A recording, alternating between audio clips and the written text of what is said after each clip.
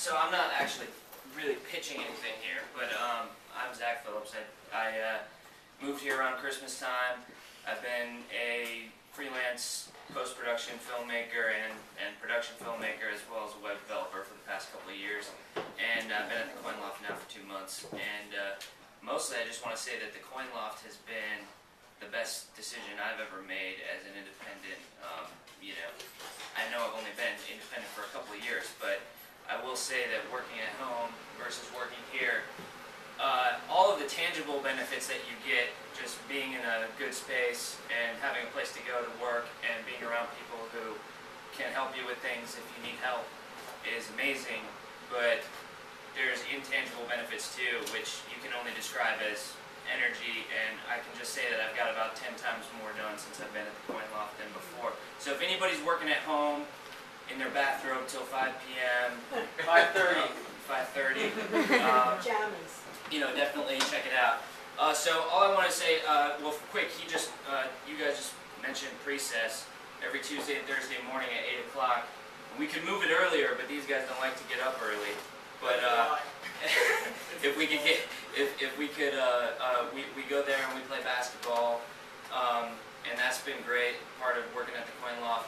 But another thing that we want to do soon is actually start to do some collaborative projects through the Coin Loft as a group. And one of the things that we're going to do, and again, this isn't a pitch because it's not well developed, and this is something that we're going to be doing as a team, is we're going to create a web app that's focused on Philadelphia and Wilmington to begin with, that basically we're going to take a couple days and drive around to every restaurant in the area, get every menu, and if they don't give out menus, we're going to snap pictures of the menus, and we're going to aggregate those menus so that when we want to search for something to eat, we're not going to search based on some generic Mexican or just the name of a restaurant, like I want a burger, or I want a local farm-raised burger, or I want a beet and goat cheese salad. And you look up a specific thing, and it's going to tell you all of the beet and goat cheese salads within how many miles, and with ratings and all that type of stuff. And I'm not going to talk more about the name, but we're going to make this into a weekend project where all of us get together. We're going to try to do it regularly, so that's another reason to come to the Coin Loft. And what we want to do is, if these projects are fun, they're a learning experience and something that we think could potentially eventually pay for us to be here. So that's really it. And I don't know anybody here, but I hope to meet y'all very soon. So thanks.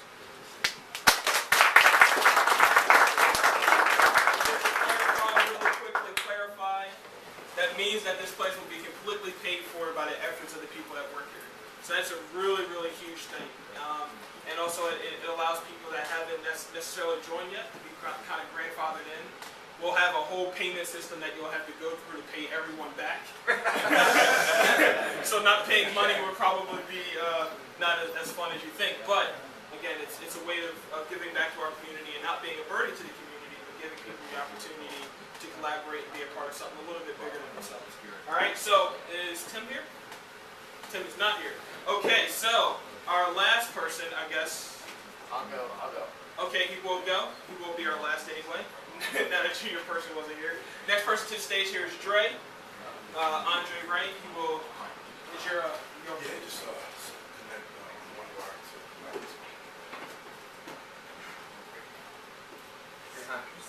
Can somebody play the waiting music? Yeah. He's got There it. you go. Is that okay?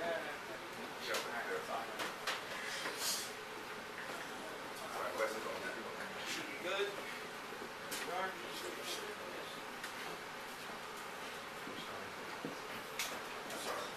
You get to see the better half of us here.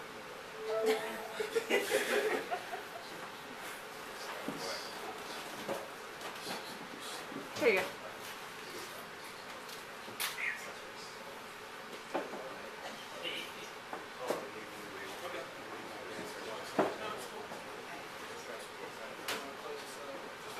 yes, it's on. How's everybody doing tonight? Good. This is Andre Wright, Chief Creative Officer of Color of Life Photography. Specialize in brand imaging for a lot of brands, publications, and stuff like that. Basically, what I'm talking about today is a startup magazine called World Life is Created.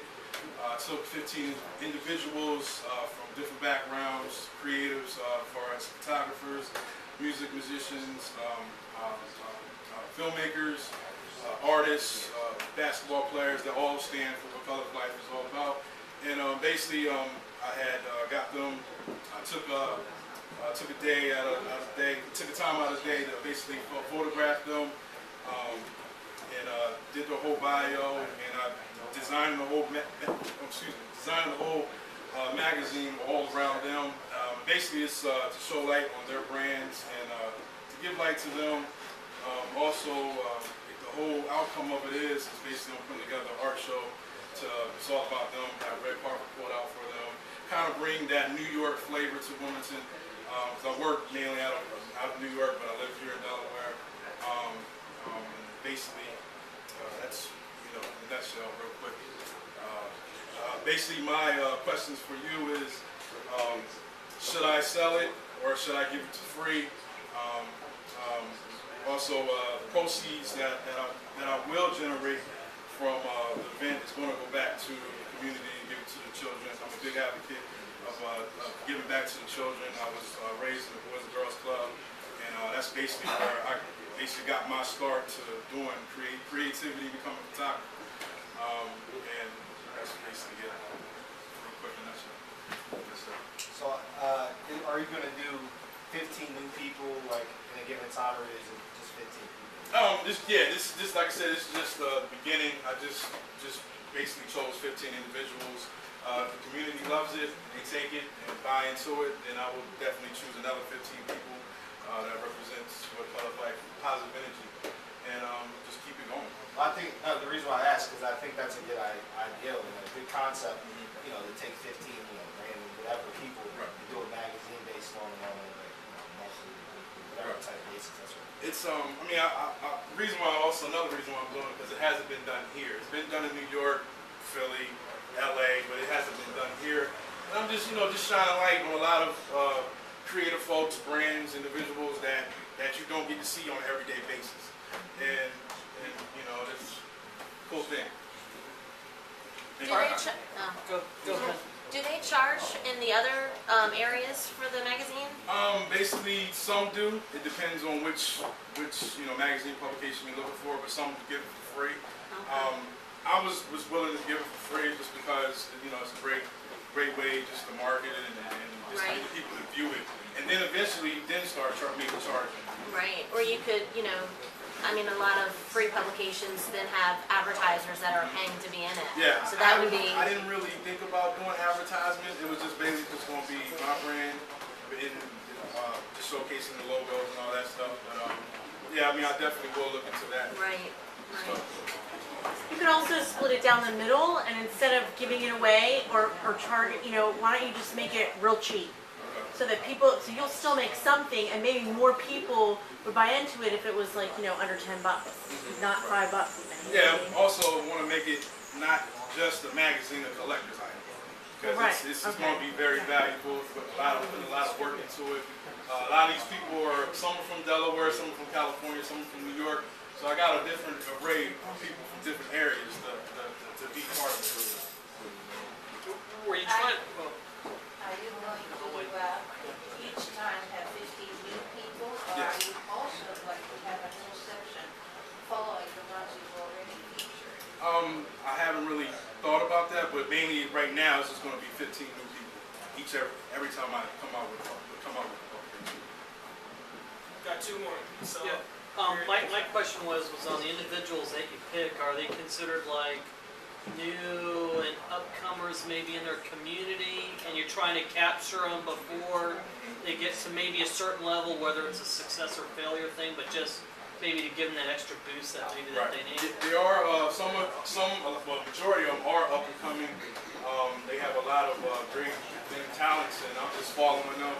Like right now, even though I shot everything for the publication, I'm actually some of them have art shows or they're performing for different artists, and I'll go to these events capture that moment so I can have something to also show light other than them being in the publication as well. So it's basically helping out their brand in the long run, you know, as well. Last one. Yeah, why don't you just, you know, if you want it to be a collector's item, and you're gonna print it, do one of those, you can do a short run where on the back you say this is number, you know, 101 of 2000 or whatever, and then do it. I think a really good model that I've seen work for these type of projects is to sell it as a, you know, you have a recommended donation, right? And then you can get it based on that.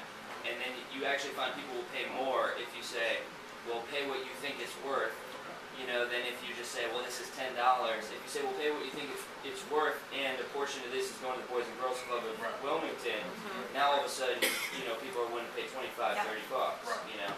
Yep. Too good, too good. And also, I like to, sorry to cut you off, but I also like to give a big thanks to the Coin Loft. I really think of y'all as family. I'm a very humble family guy. You know, family is key to my life. And, you know, I really